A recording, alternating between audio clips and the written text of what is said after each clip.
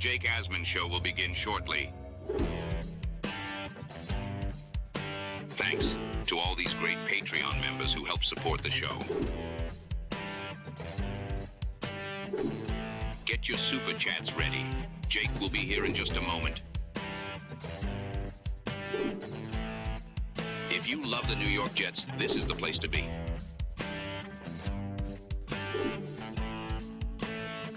And now, the Jake Asman Show. We are live in Las Vegas. Look who I got next to me. I can't even speak. I'm so happy. Ladies and gentlemen, the return of Jeff Parles live from Circa Las Vegas. It's the Jake Asman Show, baby. Let's hit it and get it started. Man, our Jets are primed for a historic season.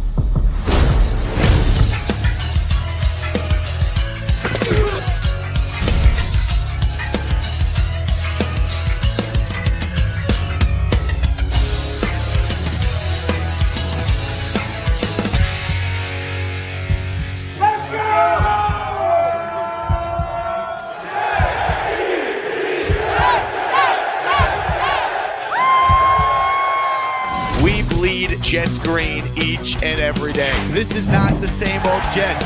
We have Aaron freaking Rodgers. We have Garrett Wilson. Let's go. We have Breece Hall. Please subscribe and hit the like button below. Super chat, baby. Cut the line. We have Sauce Gardner. We have Quinnen Williams. The Jets bandwagon is loaded. Now it's time to talk all things New York Jets. It's the Jake Asman Show. And here we go, Jet fans. Show number 2 on the day. If you missed the first one, it was a wild one on a Football Friday. Matt O'Leary came on the show, but joining us right now in person for the first time for what will be many visits throughout the NFL season is our guy, Jeff Parles. Welcome back, my man. It is great to be with you. It is great to see all of these Asmaniacs ready to go for this season. And, you know, the intro a little bit different from a year ago, Jake. I think we actually will have the historic season, unlike the historic crap we saw a year ago. We have Aaron Rodgers. I mean, we actually have him. Yeah, keep him upright, my man. Keep him upright. We got a lot to talk about. We'll certainly get Jeff's thoughts on where the Jets are as a team. We were just talking off air. The Jets are actually now, in some places, the betting favorites to win the AFC East, which is crazy. But I want to start with some sound here, courtesy of the Zach Gelb Show. You and I know Zach. We're actually getting dinner at Carbone with him later tonight. Looking forward to that. So Zach had Brett Favre on his radio show yesterday, right down the convention ballroom way from us, about like 30 yards from where we are. Zach is sitting, and he had Favre on, and he asked Brett Favre for his thoughts on Aaron Rodgers and the Jets. And I didn't have Brett Favre on my list of Jet backers, but take a listen to this. Coming off the Achilles injury, now hopefully if he's able to stay healthy, first full year in New York actually playing, what do you expect from Aaron Rodgers this year? Well, if Aaron's healthy, I expect what everyone else expects, that he leads that team to potentially a championship. Their defense, I don't think anyone can question whether you're familiar with the Jets or not. Their defense is pretty darn stout. And when you got a really good defense, you got a chance. Now you throw Aaron in the mix, and you know there's probably not a better playmaker at quarterback starting in the league right now, even at his age. I mean, he's you know, you throw the age out, the number, and look at how he moves and gets rid of the ball, and his football knowledge. He's got the highest football IQ of anybody I've ever been around. So I expect that they compete for not only the division championship, but the conference championship. How about it? Brett Favre expecting major things from 40-year-old Aaron Rodgers. Jeff, your thoughts on what Favre said, and what are your personal expectations for Rodgers? So let's just start with what Favre said there. First off, credit to your guy, Zach Gelb, who just, what a suit. What an outfit. I hope he's wearing it to dinner tonight, in all honesty. He'll fit in perfectly up at the Aria at Carbone. You know, I think the people that have spent enough time around Aaron Rodgers, and of course we know how much time Brett spent around Rodgers. We know that the relationship didn't end the greatest of ways between the two of them, but it sure seems like the hatchet has been buried between those two, very much so, based off of what has been said there. And look, I think it's pretty clear at this point. If Aaron Rodgers is healthy, Aaron Rodgers is a top 10 quarterback in this league still. And that's all the New York Jets need. Jake, we've Jet fans have watched the last 2 years, other than the few games of Mike White 2 seasons ago, abject, pathetic, not even bad, pathetic quarterback play. Other than those few Mike White games, there was the game against Miami where they put 40 on him. There were a few games where there were spasms of success. But Aaron Rodgers will give you consistency, assuming the Jets keep him upright. And I haven't been on with you much. I was with you the week of the draft, and that was basically it. The Jets' offensive line this year has to be considered a top 10 unit if they can stay healthy. And remember, I didn't love the Fashanu pick at the time. But as this training camp has gone on and seeing him perform, especially out of position as well, that gives me hope if either tackle position goes down. And look, you can't assume Tyron Smith's going to play 17 games. It's just the nature of the beast of his career at this point of his career. I feel confident if Fashanu has to play 4 or 5 games at left tackle, the Jets will be totally fine. Yeah, I think you nail it, because watching Olu transition to be the pure swing tackle, right? Yeah. He's looked good at right tackle. He's getting better. It's huge. And really, Tippmann has been really good outside the first week with the snaps. He's totally fine now. He's fine now. It's a non-story. John Simpson is a major upgrade over Laken Tomlinson. I'm not sitting here telling you that, John Simpson is Alan Faneca, but he is a big upgrade over what they had at left guard. AVT is an all-pro level guard at his natural position now. Mm-hmm. Injury aside, we understand that. But, look, the offensive line should be a strength. I think the receiver room, yes, you're a little worried if, God forbid, something happens to Garrett, but assuming he's there, you're going to get Mike Williams for week 1. I think Corley will be a player. I think Gibson can give you something. I think Lazard is at least competent now with Rodgers throwing to him. Like, there's enough there, plus the tight ends. If you tell me Aaron Rodgers plays, let's say 14 or 15 games, and Tyrod plays either 2 or 3, you could easily go 2-1 with Tyrod Taylor. Why am I not expecting this team to at least be a 10 or 11 win team? Just to play devil's advocate real quick, and this is not how I feel about the team, just throwing this out there. If things were to go wrong, I think we all know in the non-Aaron gets hurt division, we all know what the answer is. It's that the coaching staff, which again, I made my thoughts pretty clear on Saleh at the end of last season. I thought it was a mistake that he was retained, but look, the man can coach defense. We know that.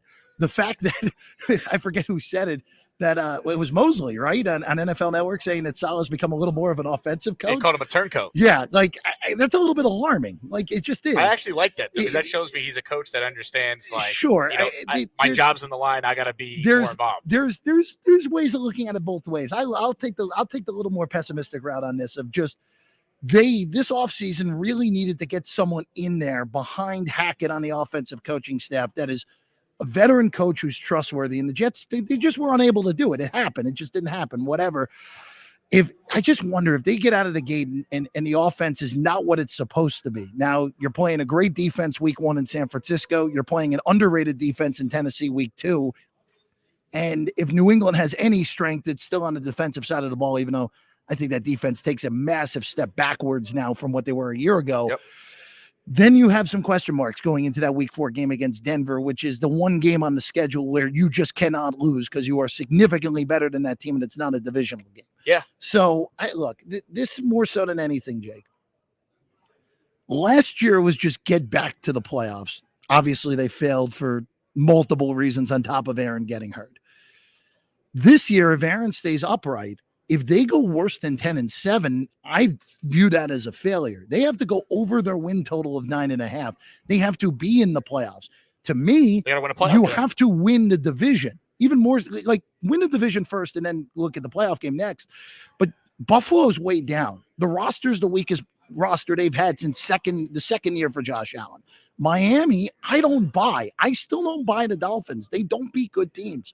They beat up on bad teams. The 2 losses to the Jets last year, obviously the Hail Mary screwed up that first game. And in the second game, all right, you know what? The Jets couldn't move the ball at all because the offense was dead, and then the defense gave up in the middle of that game, which what are you going to do at that point? The dam broke. So to me, Jake, I have the Jets winning the division. I have the Jets as the 2 seed in the AFC entering the year. I am high on them. Just keep Aaron Rodgers upright. There is a lot of people outside of watching this team every single week like we do. I don't think a lot of people understand that Aaron Rodgers just needs to be quarterback number 10 in the NFL. Yeah, he doesn't need to be quarterback 2. He just needs to be quarterback number 10. You know what drives me crazy? It's people like, you guys really think he's going to be MVP Aaron Rodgers? No. No. Okay, if he is, we'll take Well, it. if he is, they might get the 1 seed. If he is, sign us up. All right, we're not going to complain. But like, people did not watch this team the last 2 years. Yeah. They won 7 games with, objectively speaking, Jeff, a traffic cone at quarterback. Well, the only quarterback that Zach Wilson is definitively better than is Tim Boyle. Yeah. And only the Jets could have a quarterback room let up Zach Wilson and Tim Boyle. So, Yeah. like, I'm not sitting here saying that they're going to be this great team, but they have an elite defense. They have elite weapons. The O-line should be a strength. They are better equipped to handle a conventional quarterback injury to Aaron with Tyrod being here, a conventional injury to Tyron not playing all 17 games. He plays 13. You sign for that. Olu plays 4 or 5. You feel comfortable with that scenario. The schedule is not brutal. I know it's Niners week 1, but after that, Will Levis, Drake May, or Jacoby Brissett, Bo Nix, Sam Darnold. They should start 4-1 going into that Bills game on Monday Night Football. So I will say the one thing, even on the schedule, like win-loss wise and what the Vegas win totals are for the other teams, isn't overly intimidating this year. And I actually think it's a pretty favorable schedule, especially when you look at what Miami and Buffalo have to do this year. The only concern is I don't like the fact that, okay, week 1, you're going into week 2 on a short week. Sure. Week 3, you're going into a short week. Yes, it's the home opener. It's the home opener, but it's still a tough spot. The Denver game, all right, you get extra rest. Again, if you lose the Denver game, that's a big problem. And we'll have bigger issues to discuss in October if that happens. I don't love the fact that they come back from London and have to play Buffalo. Don't love that. And I don't love the fact that they get stuck with Houston in the second Thursday night game in the first 2 months. But if you're going to play Thursday night, there's a major advantage to playing at home Thursday night. 100%. And there are 2 home games 100%. on Thursday. There are 2 Thursday night games are both at home. I don't disagree with you on that. I just don't like the short week, especially when you're dealing with a guy who's 40 years old playing quarterback, coming off a major injury. That's the only concern that I have. But look, you just mentioned it. The Jets are much better than Tennessee is. Even though that's been Nashville has not been a fun place to the Jets over the years, as we know. Well, we were talking about Brett Favre. Maybe we bring him in for that game. That was the last great Favre Jets moment. The 10-0 Titans knocking them off, and the Jets were 8-3. We're thinking Super Bowl, and then he had the bicep injury. That was the last good moment in Tennessee for this team because they obviously lost a ridiculous game to Mariota a few years ago in Darnold's rookie year, where McCown played. I was at that game. Yeah, but how about Rex's final year? Yeah, but that win didn't really help them in the grand scheme. No, but we thought it was like we're going to miss out on Mariota. Yeah, in the grand. Yeah, I understand that. Who knows? Jameis Winston, I still think could have been good in another spot. Oh, don't say that. Gary's going to call back in. I said could have. I said could have. I like Jameis Winston, by the way. But when it's all said and done, this team should win a division. They're the best team in the division. They're the most talented team in the division. It's just a matter of them not being held back by what I think is a mediocre coaching staff at the top. More so Hackett more than Saleh. Again, Ulbrich is more than good enough as a DC. I know people have gotten on Brant Boyer in the past. I love Brant Boyer. I just think he's an awesome coordinator. And the fact that Morstead and Zerline are back make me confident their special teams is going to be quite good yet again. So I'm in the camp of this team. I have them 12-5. That's what I had, Jake. I had 12-5. 12-5, AFC's champions. Yep. 2 seed in the AFC playoffs. That's where I'm at too. At 12-5, AFC's champions. And look, you bring up some good points with the schedule. That's all fair.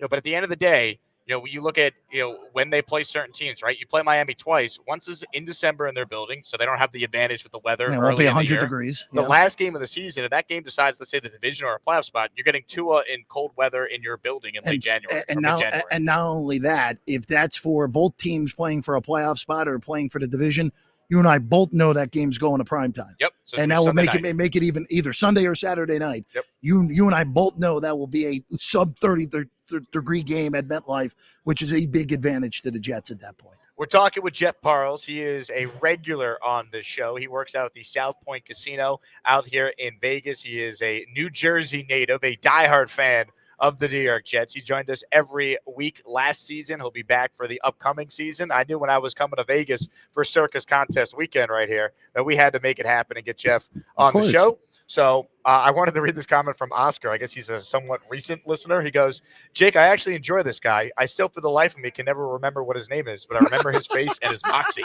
How about that? Oscar the Grouch is saying you got great moxie. Moxie, there we go. I guess I'm gritty also, too, right? Now, hey, look, thank you as always, Oscar. It's always as I was telling Jake before we went on the air here, I've missed the hell out of you guys. I missed the hell out of the Asmaniacs. I missed the hell out of this show, and I'm so excited that we actually get to talk about real games, not the nonsense we'll see over the weekend, but the real games that, again, less than 2 weeks away now, basically. Let's not forget. I mean, Jeff was a part of one of the more iconic moments in the rich history of the Jake Asman show. I'm trying to find it here because we got to go back in time and celebrate this great moment when a man named V-Man fell asleep for the very first time on the show. Now, when Neil was the first caller today, the other guy who I was asked more about last night, besides Neil, is this guy online right now who might be sleeping. V-Man's up next. Hello, V-Man.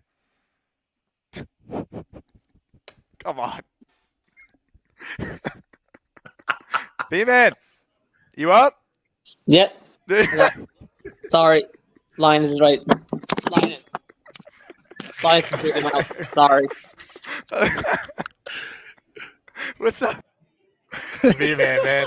One of the best. Hit the like button. Smash that V-Man emoji or Edgemo if you're a channel member. If anyone gives some membership, we'll help Jeff read the names as he's our honorary guest here in Las Vegas. I was showing Jeff this photo before the show. I mean, V-Man sleeping is such a trend that I had to take a picture with him pretending to sleep at the Asmaniac watch party. That's incredible. Incredible. By the way, I'm sad that I don't live in the tri-state anymore, so I was unable to be there, obviously. That would have been a hell of a flight, but what a crowd you had, my man. What a crowd. Again, this is shout out to not only just you, my friend, but everyone in the community. Just the fact that you could have the whole restaurant like that. And for a preseason game. And the fact that no one dropped you on your head when they put you on their shoulders is pretty impressive in all honesty. I was a little nervous, but Nick Shine, fellow content creator, you know, he was sturdy. He did a nice job. He did what he needed to do. He was sturdy. Put it on his gravestone, folks. He was sturdy. You have a question for Jeff? Right at 8 Super Chats. We'll cut the line. The lane train is in the house, Jeff. He wants to know, are you going to watch the Jets game on Saturday night? Yeah, I'll have bits and pieces of the game. Of course, it's not like you guys. I'll have to go to a sports book, have to go out and watch the game. We don't get it out here in Vegas. Really? Unless we're in maybe NFL Network for a little bit. But, yeah, I'll watch for a little bit. Again, this is such a weird offseason, Jake, because there's not really many positional battles, unlike in the past. No, it's all basically just a testament to how good the roster is. We're debating like wide receiver 7, Codgerton maybe as the kickoff returner. Like we're talking about very much first world problems. Again, there are a lot of people that got on Joe Douglas. You and I got on Joe Douglas a ton last year, undeservedly so, for not figuring out the quarterback room once Aaron went down. I mean, we were on this before Aaron even got hurt. Yeah. I never wanted Zach Wilson to be the backup. We don't need to relive it, but we know. Yeah. But look, I there's really not that much interest. Like, there's not many intriguing storylines going. All the intriguing storylines are on the Giants side, and that's mostly because the Giants look like an abject mess going into this year. Dude, there were some people saying they were going to be the worst team in the NFL. I didn't believe it, but I don't know about that still. Man. Well, you know, it's Jones is not good. You have to wonder if that offseason Hard Knocks just screwed with his head so much, coming off a significant injury, that he ends up being an abject disaster. I like Drew Lock as a backup. He can't be your starter. The people that are screaming for DeVito to start is laughable. He's not an NFL quarterback. But look, it's nice to be the less dysfunctional team in town for once, Jake. It is. And hopefully it stays that way this year. And people could say, it's a joint practice. What does it mean? But you know what? It said something that the Jets kicked their ass. Like that means something, man. Well, you know what? I think they're supposed to do. Connor Hughes, I don't remember if it was a full article or just a tweet, but like the Jets are the playoff team here. The Giants are the team that's in total transition because they've put too much money into a guy who can't play, and Daniel Jones. Of course, the Jets should destroy the Giants. And after that one bad day in Carolina where everyone freaked out, all right, it was good to see the Jets really do that in the joint practice. And again, you don't overreact. It's preseason joint practice. Can't overreact. And we'll get a better gauge when we see him in Santa Clara in a few weeks. What was your take on no one playing in any of these preseason No games? Problem with it. Doesn't bother me. The only reason Aaron played last year in that one game against the Giants was because they had the extra game. Yep. And if you have 3 preseason games, I'm totally in the Sean McVay type of camp of I don't need my starters out there. And yes, it's technically, I know he was there last year for the whole preseason, but it's still technically Rodgers, realistically speaking, still his first start as a Jet, because we're going to wipe last year week 1 from our memories. Dude, there might be like a standing ovation at the watch party week 1 when we get to play Yeah, 5. if I didn't have to work the afternoons like I will in my job at South Point Studio, I would 100% have been in Santa Clara. Also, by the way, it's like $450 get-in for that opening night game on Really? Monday night in Santa Clara. Have you seen, by the way, the line is moving back towards the Jets? It's like 4.5. It's not surprising because people are concerned about McCaffrey's health. Trent Williams, Ayuk. The Ayuk situation. Pearsall doesn't look like he's healthy. I think that's part of the reason they haven't traded Ayuk is that Ricky Pearsall, the first-round pick out of Florida, is not healthy right now. So, look, again, that was one of the games when the schedule came out. I was like, all right, that's a horrible draw week 1. The Jets will probably lose that game. I don't think it's a gimme loss. I still think they probably do lose because that's a brutal road trip. And Rodgers has been a mixed bag historically against the Niners, as we know. 6-3 in the regular He's season. great in the regular season, and the Packers obviously got beat up pretty good in those playoff games for the most part. But we'll see, man. Hey, you never know. Again, last year, did you think if Aaron Rodgers played 4 plays against Buffalo, did you think they would have won the freaking game last year? Nope. No chance. No chance. I definitely did not. Hit the like button if you're tuned in. We're talking with Jeff Parles. Super chats. We'll cut the line. Appreciate everyone who's giving us some support here. Let's open up the Gusbuster umbrella hotline right now. If you go to gusbuster.com, you could purchase the best umbrella in the universe. And you could use the promo code Jake, so you'll get 15% off on any of your umbrellas. Here we go. First up is a guy who has been going by the name Mr. Weed. Hello, Mr. Weed. What's up, Jake? How you doing? Weed, you tell us, man. Are you no longer Weed the People? You're now just Mr. Weed? Yeah, I'm going a little formal this time, this season. I'm going to try to be formal. New season, new you, Weed. I love it. That's right, man. Making the change. You see C-Mac back there going crazy? He's got B-Mac all captured and hostage. C-Mac and B-Mac. I guess they don't get along, Weed. Is that what I'm hearing? Yeah. He's forcing B-Mac to say that the Jets are the greatest team in the world. Wait, can you bend down? I want to see the full image of B-Mac tied up. Oh, yeah. Oh, wow. Oh, wow. Look at that. Jets rule. I like that. That's good stuff. We also have a celebrity in the Asmaniacs. He's starring in a new movie. Oh, my God. B-Man kind of does look like Tarzan. My God. I won't lie to you, Weed. It's perfect. That's have spectacular. And then we have our youngest ever reporter. Oh, my God. Connor Long. You see Connor on Rich Eisen? I sure did. Connor's awesome. The most joy Eisen's had basically the whole summer with a guest. Yeah, I saw Rich at Fanatics Fest last week, and we were talking about Connor Long. Yeah, it was great. I'm like, Rich, this kid's going to be a star. It was spectacular. I don't know if he deserved that fate that Mr. Weed just gave him, but it was great. Gator just wrote in, I'm out of a job. That's great. Wow, you're using like a what's it called, like a true like barbecue lighter there? Yeah, I lost my lighter, so plus I get to spin it around. It's pretty neat. I'll tell you what, I'll ask Carly to make Jake Asman Show lighters for the merch store just for you, Weed. We'll send you one. That would be pretty sweet. I would definitely buy one. Anything for you, Weed. I appreciate it, Jake. You're the man. You're the best, Weed. Have a good day, my man. Well, ladies and gentlemen, Weed the People coming with some fire today, Mr. Weed. Well, I mean that's very formal. Very formal to go Mr. Weed now, right? His government name is Weed the People. So no, I know. Mr. Weed is crazy. Yeah, no, it's very formal, Jake.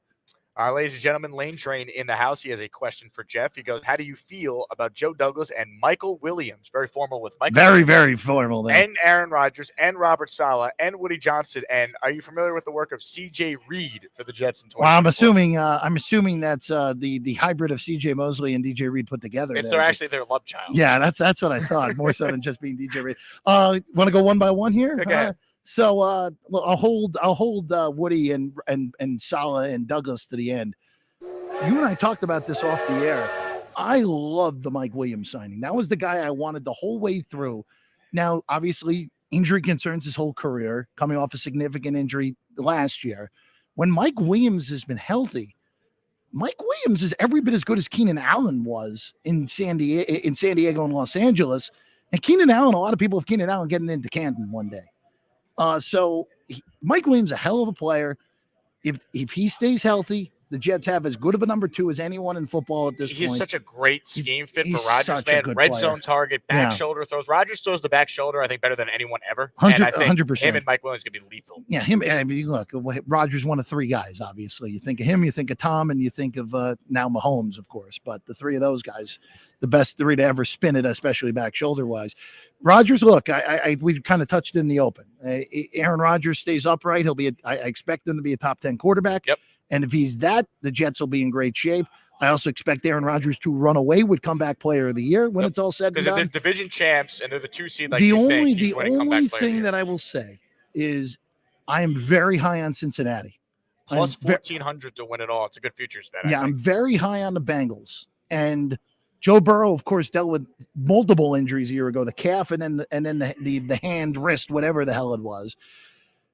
Joe Burrow could win comeback player of the year over Aaron Rodgers if Cincinnati ends up with a better record than the Jets. But Cincinnati also wouldn't shock me if Joe Burrow wins the MVP and then they just give Rodgers the comeback player of the year and not giving Burrow both. So that would be the way to do it. The other 3, look, DJ Reed will have a good year. Again, that secondary is still as good as ever. No concerns about that going in. Joe Douglas has at least stabilized the ship for people calling for his head, which is all you can ask for him. Robert Saleh, look, same sort of thing. Got to win now. That's all it is. Just got to win. Yep. And then Woody, just stay out of the way. Sign the checks. Just sign the checks and stay Pay out of Reddick the way. the incentives to get him in, and let's call it a day. And make sure that even though it's a Viking home game in London, make sure that the Jets have more fans in that game. That's really the biggest thing. Look, I plan to be out there for that. It Yeah. would be a disgrace if Sam Darnold and the Viking fans somehow have more fans than the Jets when our owner was the ambassador to the UK for 4 years. Yeah, well, I wonder how much of the fan base actually realized that, even though if you were paying attention, you knew because obviously he handed the reins over to Chris for those 4 years. Oh, you mean the guy that hired Adam Gase? Hey now. Who said that Gase is coaching football to where it's going? Hey, look, Adam Gase was part of the brain trust in the Broncos this offseason and helped Sean Payton make Bo Nix the starter. You saw that, right? Yeah, I mean, look, the bottom line is Gase is a great coach, and we Jet fans were dope. And Jet fans are clueless. I mean, they're dopes. They don't know anything. This is a really good hire. Gase is a great coach. Okay, Adam Gase is Kyle Shanahan before Kyle Shanahan. Gase is a great coach. I mean, if Colin Cowherd says it, it must be For true. what it's worth, when that hire was made, because I again that was the 2019 18 offseason, 2019, of course, was that first game where we knew right away that things are going to be a problem because when your quarterback gets mono right out of the gate, that's always a good sign for things, Jake. But I wanted Matt Rule, which also would have been a disaster. Yes. So, the guy they could have hired was McCarthy. They would have been better off. yeah, but Would it have worked? Here's the problem though. Mike McCarthy would still be their head coach right now, probably stuck right now, and they may not have gotten Rodgers if that was the case. He probably would be gone by now because they wouldn't have won. He wouldn't have a quarterback. Maybe, He wouldn't have fixed Darnold. Maybe. Who knows? We'll never know. I'm happy they didn't hire McCarthy, though. No, it's all it worked out the way it has to a point where they enter this year, and I think you tell me if I'm wrong. I think this is their most talented roster they will put on the field since at least 2010, if not 1998. This is the best team with ease since 2010.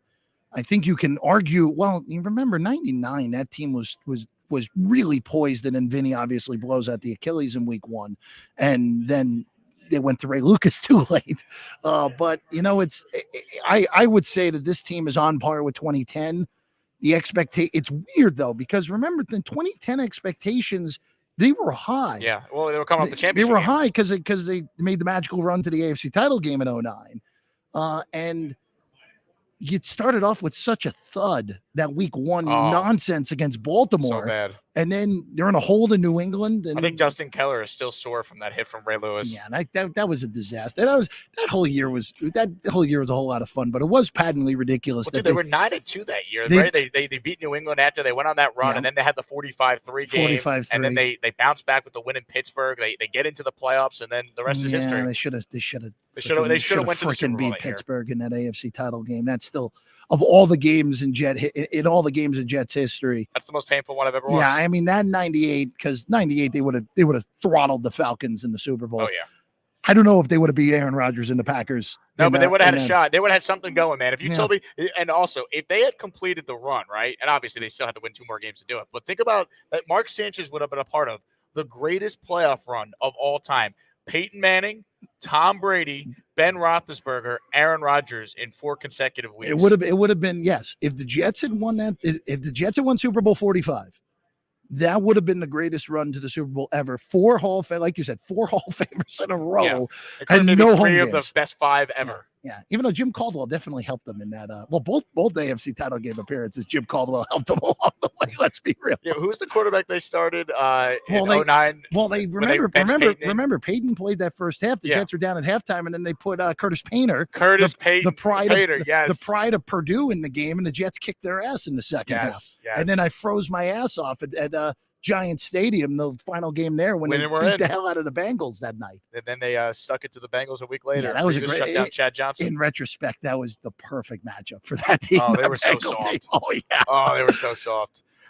Drop back. Mark says, smash the like and subscribe. Let's That's go. right. Trying to get the 40K by week 1, Jet fans. Help us out here. Yeah. Make it possible. All right.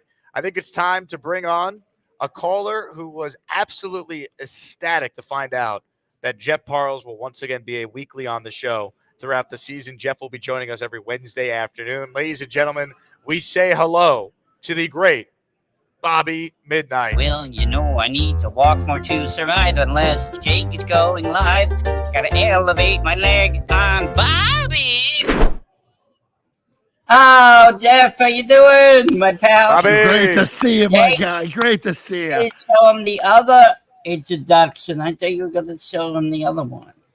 You want Jeff to see the Bobby Bunch? Yeah, you got to show him. Yeah, let's do it. Well, you know what, Bobby? I am in such a great mood. I'm in Vegas. I with my am good too. friend. I'm happy for all the stuff you got today. But I'll tell you what, Bobby. If you want the Bobby Bunch, we're giving you the Bobby Bunch. Here's the story of a man named Bobby who will elevate his leg after the show. Sometimes Jake or Gator, they might join him. But my friend Addison, he's always there. Here's the story of a man named Bobby. He's the host of my favorite YouTube shows. My boss Craig and Nick, they make me happy. But Bobby is my only love. And then one day when the show got so amazing, like a Zoom meeting with drunks and drugged out whores, somehow this group would somehow form a family. And that's the way we all became the Bobby Bunch. The Bobby Bunch. The Bobby Bunch. That's the way we became the Bobby Bunch. And now it's Bobby McKnight. How you like that, Jeff? You like that one? Did someone just give me an accidental hit of LSD? That was spectacular. Was that a Gator production? Oh, I mean, come on. I mean, you have to have Gator. I'm giving you. You know what? I'm going to stand up. Actually, that was hey, that Jeff never met Sarah. We got people from Australia now in our chats now. Jeff knows Craig in Australia is called the show. Yeah, hey, I've been on with Craig you in met Australia. Sarah? I've not. No, Sarah's Craig's coworker. Sarah. The show. Oh wow! Sarah. See, you're Mr. Worldwide here. We're a global brand on the Jake Asman show. You and Pitbull, my friend. Jake is very popular. So Bobby, I just want to ask you real quick because I've heard now you are not only just a guest on this show, you are now a host worldwide yourself now, Bobby. Yeah, you got to come on anytime you want. You come on. You got to go on the Bobby. I will warn you though, Jeff. The show is like 24 hours long, so it's 24 hours long. Go on. It's going to be a long appearance. You know what? It's okay. You know what? As long as I can crack a beer, and I know Bobby would have no problem with that. We would be in great shape. They smoke pot on my show. You have beer. That's my goodness. So, Jeff, I think Braylon Allen's going to have a great year. He loves Braylon Allen. Okay, so you know what? This is a name that I didn't bring up earlier that I considered bringing up. So, by the way, also, I was in a fantasy league last night. I had the first overall pick. I took Brees. Let's go. So, I got one on Thursday. Yeah, so whatever. Hopefully, Brees has a huge year. But the one thing that I will say, because that was a legitimate running back battle going into the year with Allen and why am I blanking on Izzy's name? Izzy. And Dave. Well, whatever happened to Izzy? Is Izzy even going to make the roster? If they keep 4 running backs, he's the 4th running back. If they go with 3, I don't think he does. Regardless, with Isaiah Davis, who of course they just picked this past draft, I always thought Allen was going to run away with the second running back job. And the fact that the kid's barely 20, not even 21 years old, and he's the size of a legitimate house. And he was a great running back at Wisconsin. That guy, and we know how Wisconsin running backs churn out, and they're really successful for 2-3 years in the NFL. Yep. A nice little yin-yang thing they'll have with Brees. I really do like their running back room, and I haven't really been able to say that for their depth in the running back room in a while, here, in all honesty. He likes Ron Dane. He runs like Ron Dane. Well, yeah, hopefully he runs like Ron Dane in Wisconsin, not with the Giants. Yeah. And then I think Aaron Rodgers is going to throw for 28 touchdowns this year. 28? Over. I'd go over on that. I go over. So this Okay, is a good question 30. to bring up. So I say he's 26 and a half is the touchdown number. Over. And I think it's 36.5 yards. I'd go over on both. Yards is a little tricky. The yards is a little tricky for one reason and one reason only, Jake. They might not be. They were going to be ahead in a lot more games than they've been the last few years in the fourth quarter. True. So I actually like Brees's whole season rushing total over, even though that's actually been hit up a whole 100 yards throughout the offseason, or 99 and a half technically. But that would be the way I look at it. 12-5, and to the Super Bowl, we got to be in New Orleans to watch them beat them. Whoever they play, I don't know. I hope it's not Bobby. The Eagles. I hope it's not them. Hey, do you ever watch this show, The Connors? I have not. I have not either, Bobby. He's on that show now. He's dating Becky. You know who I'm talking about. You know, I have no idea. Rudy. Oh, he thinks you look like Rudy. Like the guy that played Rudy in the movie. I don't know. I'm a lot bigger than Rudy. I can tell you that. I know, but in the face, you do look like Sean Astin. You do. You don't think he looks? I've heard Doug McDermott. That's Dougie McBumpets. He played for the Knicks, didn't he? He had a brief time with the Knicks. The Knicks. Oh, never heard. Creighton legend. Yeah, Creighton, greatest player in Creighton history. Yeah. Is his dad? Never heard of that. Sure is. Yeah, Doug, and the one that I loved the most, and I might have come on this show even, was when someone compared me to an overweight Luka Doncic, which might be which might not even be the case because people like getting on Luka because he looks a little chubby to begin with. But well, I'm chubby too, so don't worry about it. Are you a tubsman, Bobby? Is that what they call you? What? Are you a tubsman? You're a little tubby? No, they call me Oompa Loompa. Yeah. And I'm going to be 56 next Thursday, Jeff. Well, Bobby, a happy early birthday to you, my friend. I know. I'm going to be on what's the next show next Thursday night. I know. I'm going to be calling in. Don't worry. Yeah, you better be. I will. Well, Bob, you have a great Friday, all right? Okay, I'll be here. I'll stick around. You got it. We love you, Bob. You know how I lurk around. Oh, you're a lurker. Nice hat, Bob. We love it. Well, you gave it to me. Thank you. That's right. Okay. I got a similar one on right now. It's just tough to see with the lighting in here. But anyway, Bob, great job. It's not black. Is it black or green? It's black. It is black. That's what I thought it was. I thought it was black. I didn't think it was green. I know your shirt's I'm glad you're not colorblind. No. All right. Thank you, Bob. No, Hi, everybody. This is Bob from Vermont. I am Bob, of course. He had to clarify out there. He says he's Bob from Vermont. He had to then say, I am Bob, of course. Well, the Bobby bunch. Again, seriously, I genuinely concerned that you put some LSD in my drink before. Jeffrey calls you a handsome John Goodman. I've never heard that one. Goodman's actually one of the few people who probably weighs more than I do at this point. So, hey, look, I'd very happily be compared to the legend that is James P. Sullivan, right? That's pretty good. Yeah. Pittsburgh Mike checks in. Jake and Jeff, who do you see as the bottom 3 teams in the league this year? Who gets the number 1 pick in the draft? I'm curious your thoughts here, man. I got to think about this. It's always like a surprising team, too, that comes out of nowhere. I mean, is Carolina that much better? So Carolina, I think Canales is a huge upgrade over what they've had. I just don't think Bryce Young has it. That's the concern. Granted, the roster is significantly better. They is. reworked the offensive line. Their offensive line won't be turnstiles anymore. Still probably good enough to be bottom 3. They might. The Giants are in the conversation. Tennessee's in the conversation. You know what? I don't think that the question with the Titans is what is Brian Callahan as a head coach? We have no clue. Also, what is Will Levis? Like, well, he might stink. He could stink, but that team has enough. They had a bizarre offseason because they kind of went for it, but the roster's still not really good. Yeah, they signed what's his name? Calvin Ridley to a lot of money. They traded. The Patriots are probably the answer. Who's worse than the Patriots? You know who my answer is? And I don't make many friends out here because of it. I think the Raiders are going to be awful.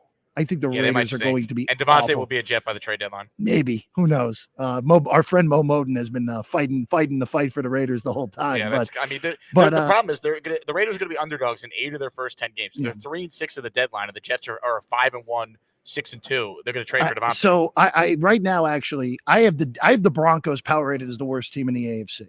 I have the Patriots and the Raiders power rated. Broncos a good one, yep. The Raiders and the Patriots power rated the same. Then if you cross over with the NFC, the weird thing about the NFC is I know other than Carolina and maybe the Giants, they're not really any bottom out contenders.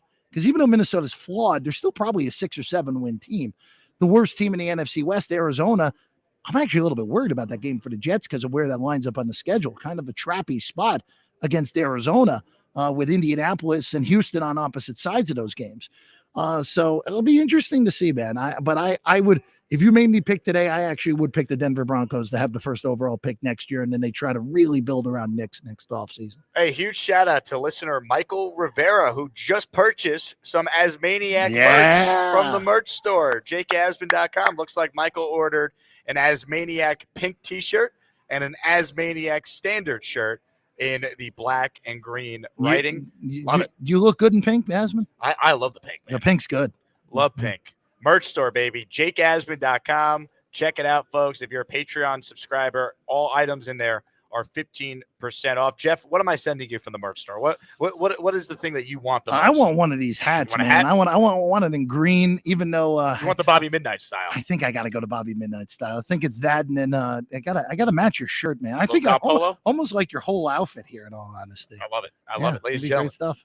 Jeff Parles. If you have a comment or question for Jeff, write it in. We'll take some more calls here before we wrap. Once again, Jeff will be on with us every Wednesday throughout the upcoming season, so it's going to be an absolute blast getting him back on the show each and every week. We say hello to someone who came out with his wife to our Asmaniac watch party a couple Saturdays ago. Ladies and gentlemen, Barbarossa joins us now. What's up, my man? Thanks for calling in. Hey, what's going on, Jake? What's going on? Just a quick thing. It's just a girlfriend. We're not wifed up yet. Oh, okay, my bad. That's okay. I never made that distinction, so it's all right. It's like I don't want to rush into anything with you, man. You know, That's you're slow playing. It's all good.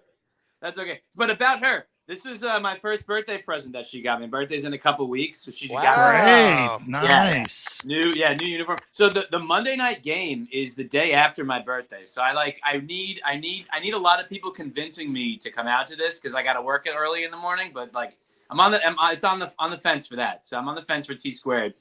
But I want to just give some like awesome shout outs to you for the T Squared social game last Saturday. It was so much fun. I with a lot of cool Asmaniacs. I had a great time. I also want to say, Jeff, the first time I saw you, I really thought that we had brought Samwise from Lord of the Rings on the show. He's one of my favorite characters in all of movies and cinema and literature, so it's a good thing. Sam is the man. That's another guy I'm definitely taller than. I can say that. Definitely taller. Yeah. I hope what you said about the Raiders sucking. I hope that happens. I really do. I hope they suck.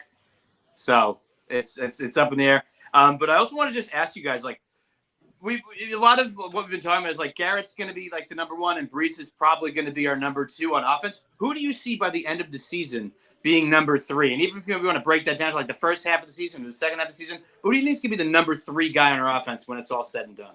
Ooh.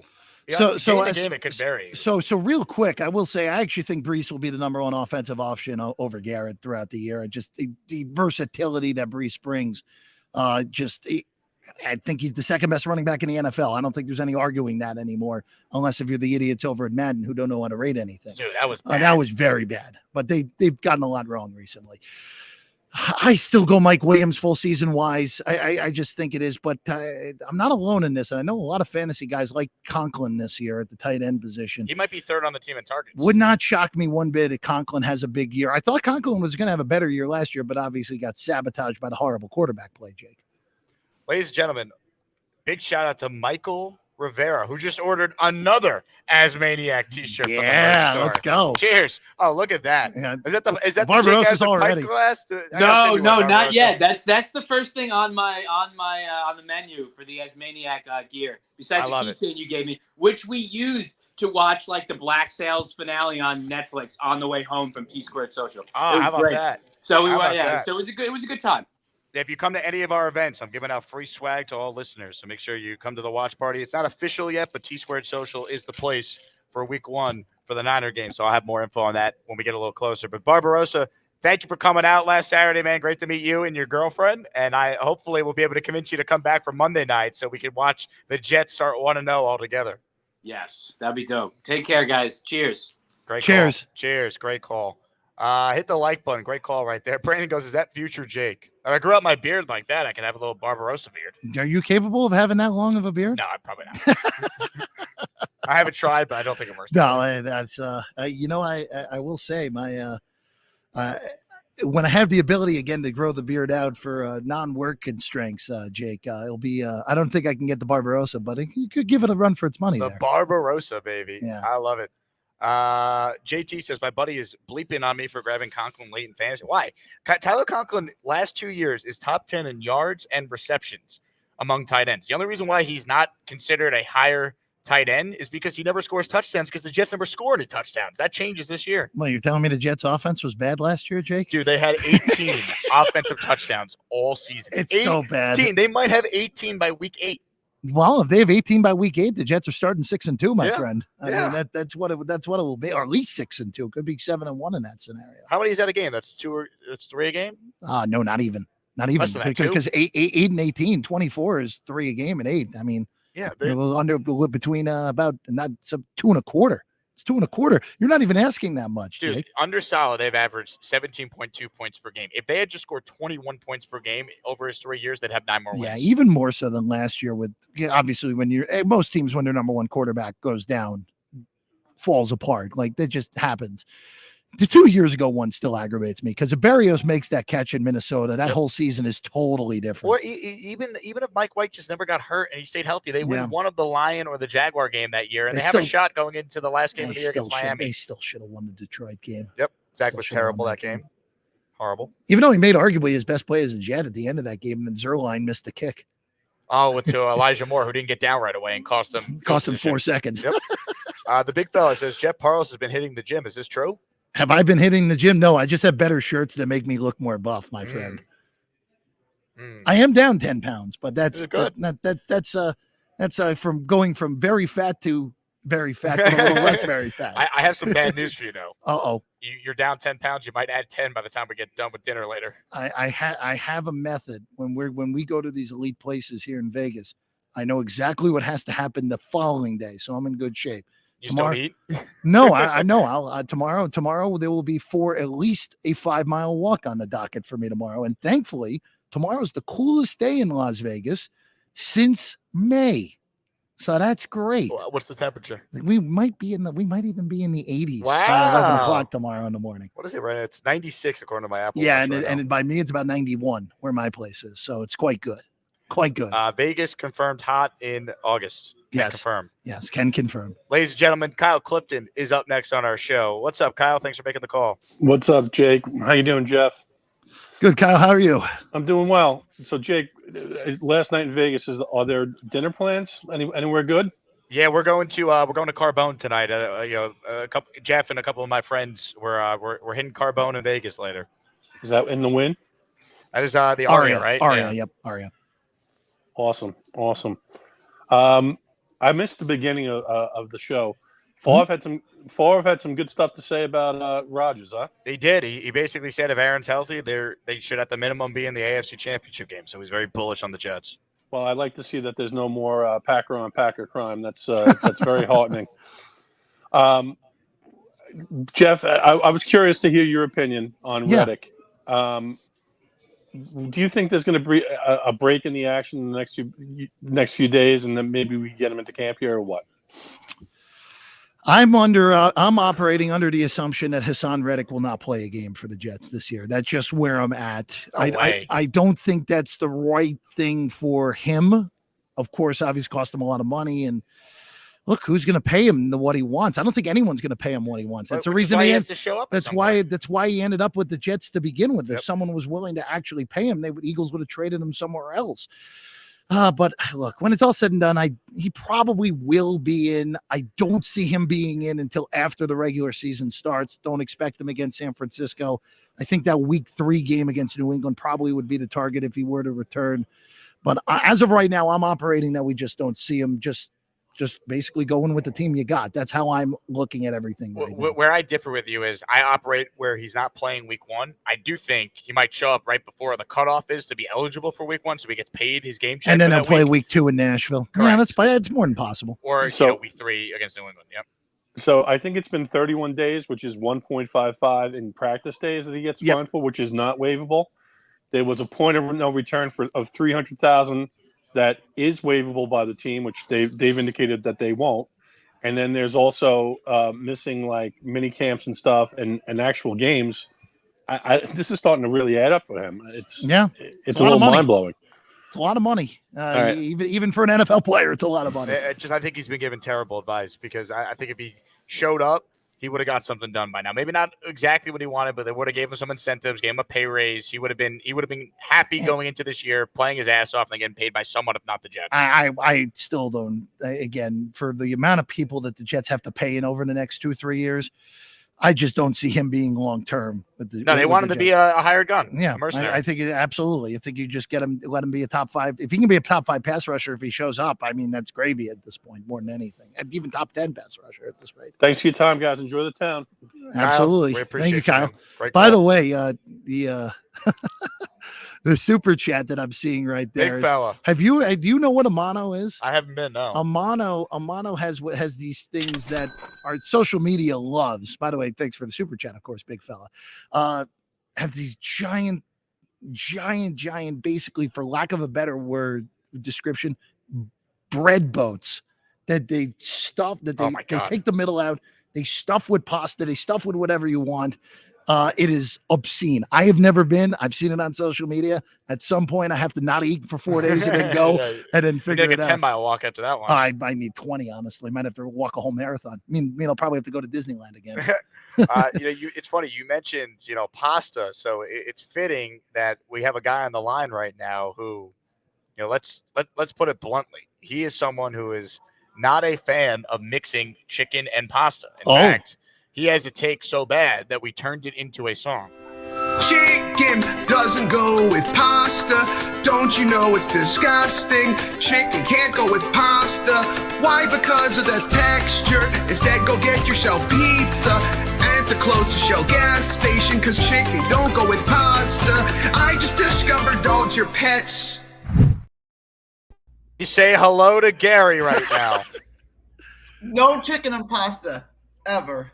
No. What about veal and pasta? Because tonight at Carbone, Gary, I'm getting veal parm and the spicy rigatoni. Oh, look at you! You don't even need my advice. Veal. Like you can do that though, but like when the parm, you're overpowering the taste of the veal with the sauce and the cheese. Go with something else. Like veal and parm is fine, but like, are you sure you want veal? Because veal is really expensive. If you want veal, why are you overpowering the taste of the veal with sauce and cheese? Look, I'm in Vegas, man. I'm not worried about money for one night. Gary, I will tell you. The money, Jake. I will tell you the veal parm at Carbone is it's revolutionary. Really damn good. Really damn good. And they actually, I like what you're saying here. I don't disagree with you entirely. They actually do a really good job of not overpowering the taste of the veal with what you're concerned with. So they actually do a really good balancing act. Part of the reason Carbone is what it is.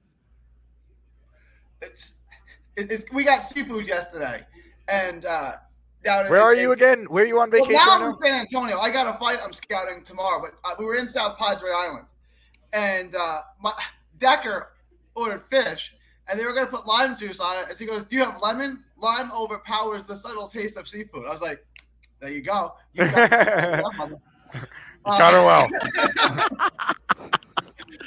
That's funny. Shoot. Oh, yeah. So you were doing so good, Jeff, until you just said Reddick isn't going to play this year in a Jet uniform. So I got like two obvious questions. Is he going to play at all in any uniform, or do you think he's taking a red shirt year?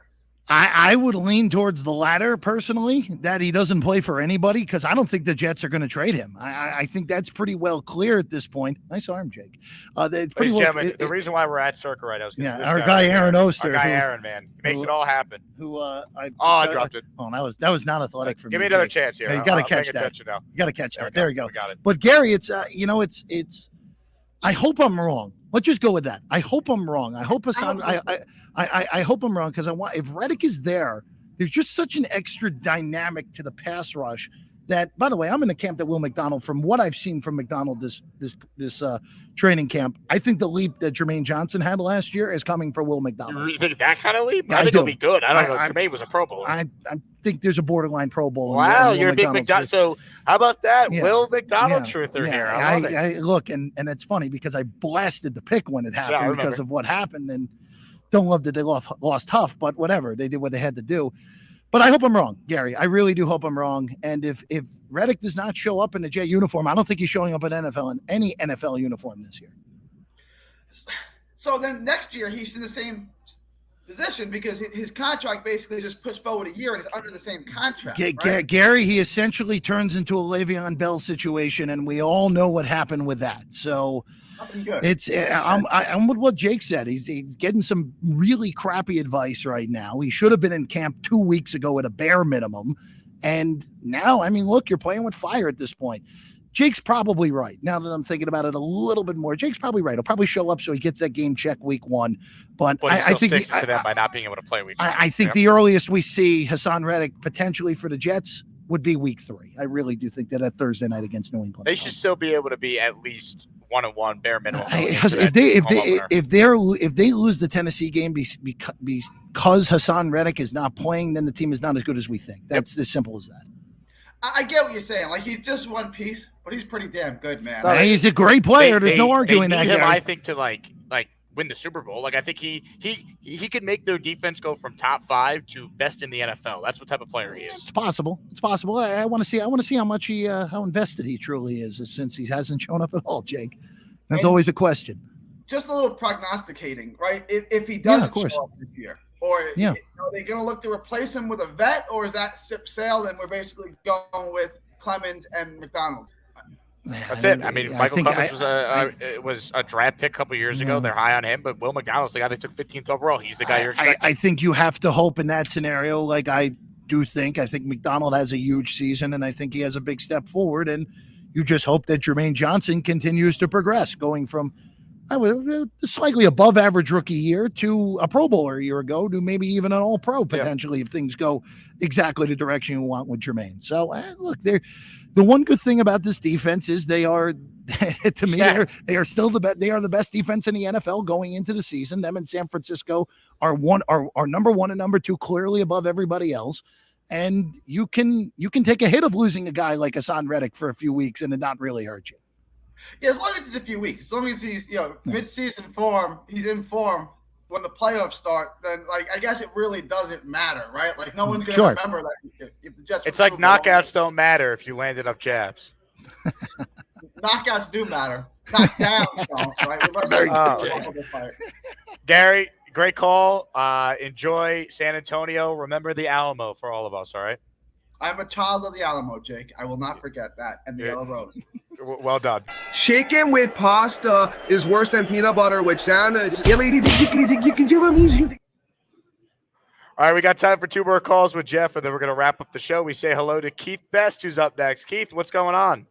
Oh, my God. I sort of got on here late. You guys haven't sat together for, I remember, about 6 months ago, maybe longer than that. A little less. It was the draft. We had Jeff on. It was late April. Yep. Late April, yep. Yeah.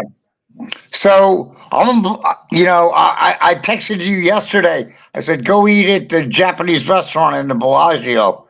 But anyway, I know you're out there. But when are you coming back? That's a good question. I actually was thinking about this. This time last year, we had our big event because the Jets were coming to town. I don't know the next time I'll be out here. I'll come up with some excuse to go to Vegas, but when's the next big sports thing the city has? Look, it's obviously Super Bowl's in New Orleans this year. Hopefully you and I will both be there together. That's right. For Jet circumstances more so than anything. But Man, you'll figure it out. I'm not worried about you. You'll show. You know what? Maybe you'll do a March Madness football special. You never know, Jake. Ooh, maybe we do an Asmaniac March Madness. Have you ever done March Madness here in Vegas? Not with the YouTube show, but when I was doing radio in Houston, It is. we came out here for the best. It is the best week in Las Vegas coming here for a March Madness because the games start at 9 a.m. They end at 10 o'clock at night. It is the first 2 days of the tournament is the best 2 days in Vegas all year. Just post up at the sports book all day. 100%. Yeah, it's great. 100%. So here was the talk on Paul Green this morning. Everybody Happy was anniversary saying, to Boy Green, by the way. He's celebrating I know, his 10th anniversary. I'm going to lose my gosh darn bananas. he announced this morning that he wouldn't be on with you this afternoon till 2 more weeks. So I assume that you're staying out there 2 more weeks. No. I'm headed back tomorrow, Keith. I got a post game after the Giant game to do, baby. Yeah, I got you. But a lot of people were like, just tell Aaron Rodgers to walk into Woody's office and say, write the motherfucker a check and get him on board. Excuse my language. There's a family. On behalf of the Jake Asman Show, we apologize for the foul language. Keith, man, let it fly. Oh, y'all let it back on, right? I mean, is it a ban? He's not banned, but I mean, we got to have some discourse on this show. Some manners, all right? Some etiquette. Oh my god! I mean, my goodness, Keith, I love you. But we got to think about the children. 13-year-old Connor Long could be watching the show. You know, unbelievable. Also, I want to shout out Michael, who once again is going to town in the merch store. Michael Rivera just bought another Asmaniac 2 shirt. In fact, he bought 2 of them. Let's go, Michael. Appreciate your support. Thank you to everyone who purchased merch. JakeAsman.com to get your merch. Brandon L. has an Asmaniac super chat for us. He writes in, Jake, thank you for the great Jets content daily. Appreciate you, Brandon. Thanks for watching. Should we kick the tires on Yannick Ngakoue for leverage against this dishonest schmuck, Hassan Reddick? No, because I think they have Leonard Taylor, who might make the team as a UDFA. Mhm. Eric Watts. They have obviously Tack McKinley, who probably is going to make the team. He's looked good as a former first rounder that they've been able to get something from this summer. Their replacement for Reddick is already on the roster. I don't think they're adding anyone else. I agree. Again, how much does Yannick have even left in the tank at How this old point? is he now? I don't think he's as old as we think, but he's been around for a long time at this point, Jake. He didn't play that much last year either, I don't think. He has been around for a long time. Also, Keith just texted me, sorry for cursing. Keith, don't worry. We love you. You're good. We're running out of time. Let's get Nick in here, then we'll wrap up with Jeff Parles. Nick, what do you got for us? Keith's just saying what we're all feeling. But Jeff, I honestly agree. I don't think to the same extent, but I agree. I think Will McDonald has something in the tank that he's going to show this year and take a big jump. You know, especially considering it's a unit, right? Like they stunt and they pull, like they do a lot of work with that. So I think he'll be put in positions to succeed given his ability. Yeah, he's not going to be great against the run, but pass rushing, I think he's got the ability. Yeah, look, you just hope and look, this to the credit of this staff, they have developed defensive players very well. Yep. That's the one thing the staff has Especially done. on the D-line. Look, I mean, Quinnen has taken it to another level since this coaching staff has come around. Obviously, Jermaine's improvement a year ago. He actually caught it. Look at that. He gunned that. What do you think this is here? All right, Tom Brady. Zach Gelb, of course. Jake, you're showing the hands. I'm waiting for you for Will. It was pretty good, but Nick, I will say, look, kid's super athletic. McDonald, super athletic. We saw glimpses of it a year ago in the limited action, but I really do hope he takes that big leap forward like Jermaine Johnson did. And if he did, then look, it doesn't matter if Hassan Reddick plays 4 games, 6 games, whatever the hell it ends up. Yeah, being. I mean, look, if Will McDonald is as good as you think he's going to be, then, I mean, they could still have the best defense in the NFL. That's what it comes down to. 100%. Find me a defense that has an all-pro defensive tackle, a Pro Bowl edge rusher. Find me a defense that has 2 all-pro and Pro Bowl linebackers like the Jets do, and find me the defense that has the best corner in the NFL, the best number 2 corner in the NFL, and arguably the best slot corner in the NFL. You won't find that defense. No, it's hard to find. I hope I hope I'm wrong on Reddick not showing up. I hope I'm right on McDonald making this big leap. And also, too, if McDonald takes a big leap, like then you can have Jermaine be fresher later in games also. Oh, yeah. There's just so many things you can do if McDonald takes this leap forward. I thought that was interesting. That Ngakoue point, I'm shocked he didn't get signed by anyone. I know he's been around for a little while, but I think there's a lot of question of how much is left in the tank for him at this point. He wasn't overly effective when he played when he last played in the league.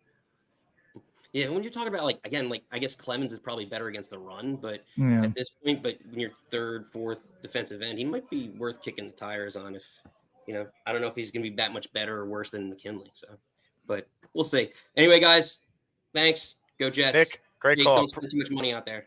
I'll do my best. Yeah, You'll do fine. I haven't played a bunch of blackjack yet since I've been out here. That will change tonight when we get back from dinner. Well, you can enjoy yourself, Jake. I've been drinking. I gotta be on it. I gotta be on at 8 a.m. tomorrow. So 8 a.m. South Point. South Point, 8 a.m. Yeah, That is rough. Well, you know what? We got college football at 9 a.m. That's why. So that game is 9 because they're in Ireland, right? Well, it's at noon East, so yeah. It makes sense. And who's Notre Dame playing? No, State? it's not. No, Notre Dame's not playing. It's throw at the record books when Florida State and Georgia Tech play in Ireland, Okay, Jake. Florida State. Yeah. Because last year I was here for week 0. Yeah, I it was remember Notre Dame and Navy last year. Yeah, I was at Stadium Swim watching it. It was insane. It was a terrible game. It was a blowout. Navy was not good. No, not good at all. Not good. Support the Jake Asman Show by becoming a Patreon member. You'll get a shout out when you do it. You get access to the Discord. Are you in the Discord? I think you are, aren't you? Yeah, I'm in the Discord. Yep. So you can chop it up with Jeff if you get in there for just $5 a month, less than a cup of coffee. You could support me there. This is the last weekend to join the Patreon for the month of August if you want your name added to the countdown ticker that we update every single month. Plus, we've been talking about the merch throughout the show. Every item in the merch store is 15% off. That is included with your Patreon membership. So certainly check that out. Jeff, I cannot wait to have you on during the season every Wednesday afternoon. Yes, sir. It's going to be wild. It's going to be fun. And I can only imagine how many times V-Man might fall asleep on the air with you back every week. Well, remember, V-Man is a totally different thing. Because V-Man, remember last year, I was with you early last year. That's right. Now I'm moving back to the later in the day. I hope V-Man is awake. I really I hope he's do. well rested. Yeah. Ladies and gentlemen, he's Jeff Parles. Where can people find you, Jeff?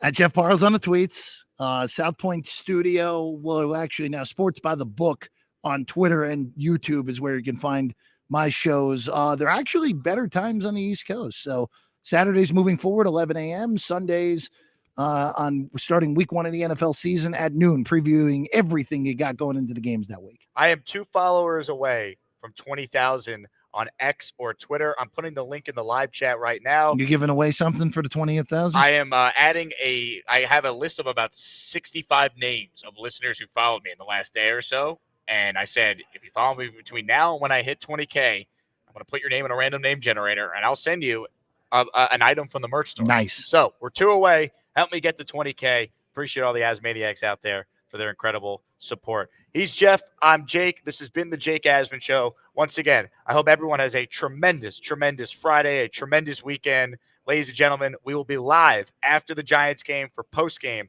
tomorrow night. So I'm looking forward to that. Bring on Martinez. Bring on Peasley. And let's take down the New York Giants and win the Snoopy Bowl. I'll talk to you guys then. Jets, Jets, Jets, Jets. Have a good one, everybody. Go Jets. Let's go!